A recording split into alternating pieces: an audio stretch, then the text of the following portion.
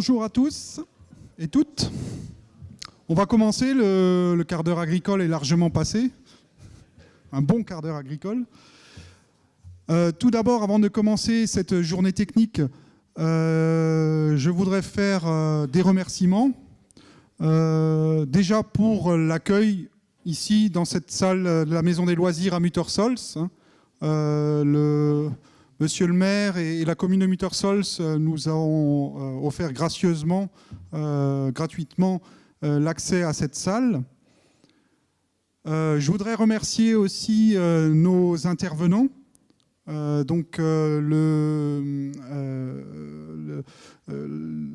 professeur Wallner et Madame Frey Eva, qui viennent de l'université de Hohenheim à Stuttgart et qui vont nous faire des présentations, une ce matin et puis cet après-midi. Et je voudrais remercier aussi l'équipe de l'OPABA, donc l'OPABA, l'organisme professionnel pour l'agriculture biologique en Alsace, donc les salariés qui sont présents, Christophe et Frédéric, pour l'organisation de cette journée. Voilà, donc cette journée technique s'inscrit dans un cadre un peu plus large. Christophe le présentera au niveau national, puisque maintenant, depuis 2 ans, s'est créé un groupe au niveau national du réseau FNAB. Le FNAB, c'est la Fédération nationale de l'agriculture biologique. Et ce groupe organise dans plusieurs régions, 4-5 régions de France, des journées techniques, une par an, généralement en automne. C'est la période où on a un peu plus le temps par rapport aux abeilles. Donc l'année dernière, c'était pour nous en Alsace, à Kaisersberg. On avait traité le sujet de la conversion et de l'installation en bio. On était quasiment aussi nombreux qu'aujourd'hui, je crois. Hein. Donc c'est des journées qui marchent bien. Voilà, donc cette année, on va traiter un autre sujet qui est très important et qui a été surtout étoffé par des sujets d'actualité, des problématiques rencontrées en apiculture, notamment on parle en bio, mais également dans l'apiculture conventionnelle, qui sont les résidus qu'on peut retrouver dans les produits de la ruche. Et on parlera également donc des traitements alternatifs anti-varrois. On commencera d'ailleurs par ça ce matin. Alors, l'agriculture biologique, puisque dans la salle, normalement on est 86 personnes qui sont prévues. On attend encore le car ou le bus des élèves de Vesoul qui ne sont pas encore là. Mais donc en termes de population d'apiculteurs, si on veut, on retrouve donc des professionnels dans la salle parmi vous. On retrouve aussi des apiculteurs amateurs et on retrouve aussi des personnes qui travaillent autour de l'apiculture. Alors simplement pour rappeler qu'est-ce que c'est l'apiculture bio et déjà quelles sont les obligations, orientation du bio, on reste bien dans une obligation de moyens et non une obligation de résultat. Or, on voit que, on sait que dans l'environnement, on a une pollution qui est diffuse. Donc souvent dans l'esprit des gens, l'apiculture bio, ou même l'agriculture bio en général, les produits bio, c'est du zéro pesticide. Ce n'est pas tout à fait ça, puisqu'on a cette pollution diffuse. Donc, pour nous qui nous engageons, puisque c'est un engagement d'un producteur, on a des obligations de moyens. On doit respecter un cahier des charges qui nous impose des règles. Et ces règles, elles sont là pour minimiser le risque de pollution de nos produits agricoles. Jusqu'à présent, on n'avait pas spécialement d'obligation de résultat. Hein. On ne doit pas prouver par une analyse que notre produit est zéro pesticide. Par contre, c'est vrai que quand il y a suspicion, puisque qui dit bio dit contrôlé, donc on a des organismes certificateurs qui viennent contrôler ce qu'on fait. Si on a un soupçon d'un problème, soit déclaré par le producteur lui-même, soit visualisé par l'organisme certificateur, on se doit de pratiquer des analyses pour montrer si effectivement il y a eu pollution ou pas des produits de la ruche. Alors, en 2016, on a pu noter des problèmes dans l'achat de cire bio. Hein. Il faut savoir qu'en bio, les produits donc, sont plus souvent analysés qu'en conventionnel. Et on a pu noter des lots de cire achetés avec la qualification bio, puisque la cire n'est pas bio, mais la cire est un produit issu d'un élevage biologique. Donc, on va, pour raccourcir, dire cire bio. Cette cire bio était largement impropre à l'utilisation, puisqu'elle comportait plein de molécules qui ne sont, pour certaines, même pas autorisées en utilisation en France.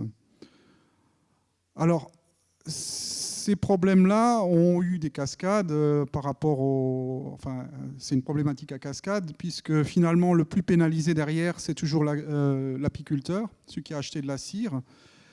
Et donc là, on s'est retrouvé vraiment pour certains apiculteurs qui avaient acheté cette cire, dans une grande difficulté.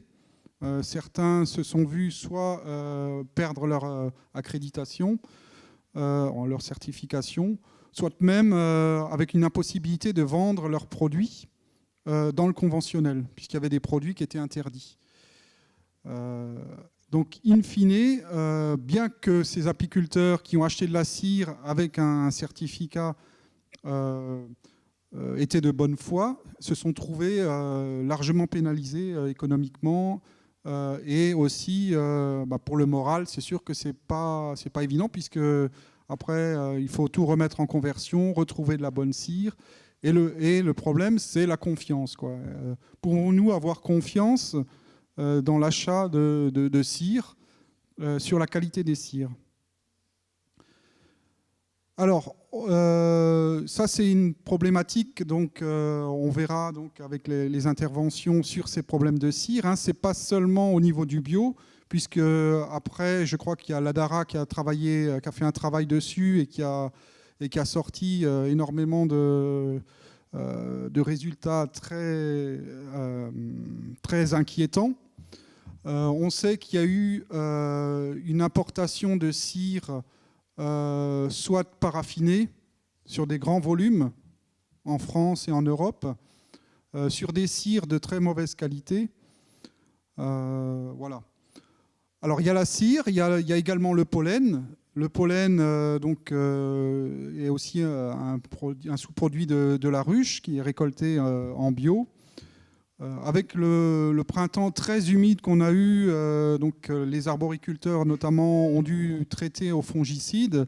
Et il s'avère que sur des analyses faites par des apiculteurs, on s'est rendu compte qu'on retrouvait des taux de fongicides très élevés dans les pollens. Et quand on se retourne après pour avoir des données techniques dessus, des valeurs seuil, on s'est rendu compte que finalement les choses n'étaient pas forcément très bien définies. D'où l'intérêt d'organiser des journées techniques comme ça, et surtout d'inciter des organismes de recherche à travailler sur ces problèmes de résidus dans les produits de la ruche. Donc, pour notre part, au niveau du réseau FNAB, il y a eu une réaction. On a essayé de faire ce qu'on pouvait faire, donc informer les apiculteurs, créer un guide d'approvisionnement des cires, faire des réunions techniques, Au niveau de l'INAO, c'est créé une commission apiculture, justement pour traiter ces problématiques en relation avec les organismes certificateurs. Et également, au niveau des réseaux ADA, ITSAP, il y a des travaux qui ont été faits. Personnellement, je pense que les problématiques qui sont soulevées sont suffisamment graves pour que tout le monde travaille ensemble, se mette autour de la table et qu'on s'attache justement des meilleurs spécialistes pour trouver des solutions et qu'on puisse continuer à faire de l'apiculture conventionnelle, de l'apiculture bio en toute sérénité, malgré tous les autres problèmes qui menacent l'apiculture. Voilà, donc là, je vais passer la parole à mon collègue Christophe, qui va vous faire une rapide présentation de ce réseau FNAB et de l'apiculture bio, notamment en Alsace. Et puis, on passera à la présentation donc de Madame Frey Eva sur le varroa et les traitements alternatifs. Donc, bonjour, donc, Christophe Ringelsen, moi je suis chargé de mission donc, à l'OBABA, en charge notamment de l'animation de la commission apiculture pour l'Alsace et également au niveau national au sein de la FNAB, puisqu'on est depuis quelques années la tête de pont au niveau du réseau FNAB pour l'apiculture. Alors, Antoine vous en a déjà largement parlé, il a déjà évoqué quelques actions qui ont été faites au sein de ce groupe, qui commence à vraiment prendre forme. Et donc il a été initié il y a un peu plus de 2 ans, en fait, suite à la sortie du plan de développement durable de l'apiculture. En fait, l'apiculture bio n'était que peu citée ou pas du tout citée. Et ça a été remonté en fait à la FNAP par un apiculteur d'Île-de-France qui était en bio, qui disait mais comment se fait-il que les problématiques spécifiques à l'apiculture bio ne font pas du tout partie des éléments qui sont présents dans ce PDDA, de plan de développement durable de l'apiculture? Et de là, en fait, est né un groupe, ce groupe technique, qui fonctionne maintenant depuis 2 ans. Et on commence vraiment, au sein du réseau FNAB, à avoir des référents professionnels et salariés dans les différentes régions pour faire circuler l'information, pour travailler des thématiques et des problématiques qui sont spécifiques à l'apiculture bio. Alors j'ai mis un certain nombre de documents au fond de la table, vous en avez peut-être déjà servi. On travaille notamment sur un moyen de communication qui est la lettre filière et je vous invite à vous abonner à la lettre filière. Vous tapez sur Google lettre filière FNAB, voilà, vous pouvez vous abonner, c'est gratuit. On en sort 2 fois par an minimum et ça vous permet d'être informé des actions qui sont faites et qui sont listées sur la diapo. On travaille sur un certain nombre de thématiques. Et le prochain gros chantier, c'est l'élaboration d'un guide technique spécifique sur l'apiculture bio et aussi sur un référentiel de formation de l'apiculture biologique, entre autres. Je ne reviens pas forcément sur le détail, Antoine en a déjà parlé. Au niveau donc, de l'OPABA, une rapide présentation pour ceux qui ne connaissent pas la structure. Donc, l'OPABA, c'est l'organisation professionnelle de l'agriculture biologique en Alsace. C'est une structure qui existe depuis 1980 à peu près. C'est le syndicat des producteurs bio. Et donc on a des missions de développement de la bio, une bio accessible pour tous. Donc on travaille sur la sensibilisation à l'agriculture biologique via des communications collectives ou individuelles. On accompagne les projets de conversion des agriculteurs, dont les apiculteurs aussi. Donc ça c'est moi qui m'en charge. On travaille sur l'organisation des filières pour développer à la fois l'offre et la demande et mettre ça en relation. Et on réalise aussi quelques actions de formation et d'expérimentation et plus globalement de promotion et de défense de la bio, là où on a un petit peu plus une étiquette syndicale. On travaille sur des projets pluriannuels. Le projet en cours qui nous lie avec l'État-région en cours jusqu'à 2020. Et on a un objectif de doubler la production bio au global en Alsace, donc pour passer à 10% de surface bio en Alsace. Aujourd'hui, on est à 6,5% à peu près. Donc l'objectif c'est qu'en 2020 on atteigne 10% de surface cultivée en bio.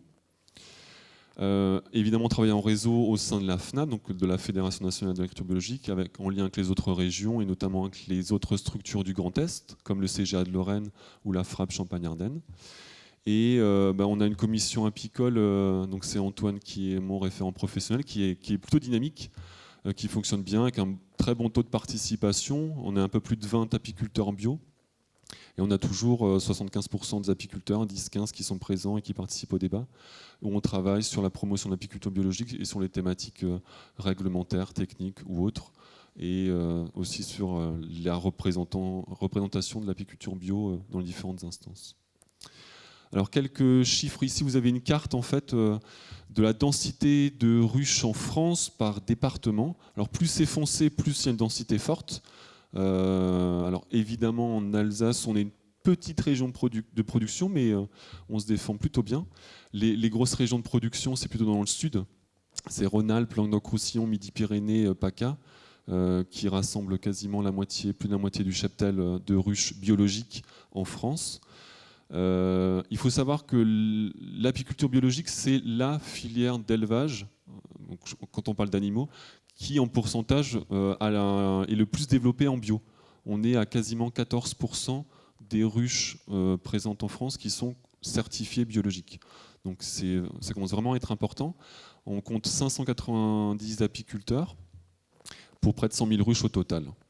Donc avec une production qui est très variable suivant les années. Et là, c'est une estimation entre 1200 et 1500 tonnes de miel biologique qui a été produit en France en 2015.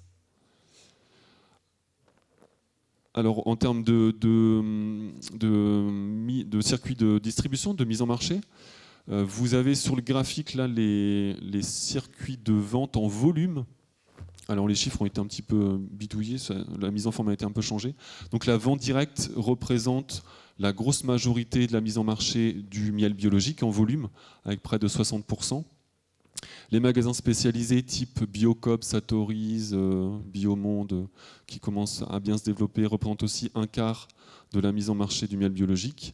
Et puis plus minoritaire, le circuit grossiste coopérative avec 11%, et puis un petit peu aussi de vente via la grande distribution de l'ordre de 4%.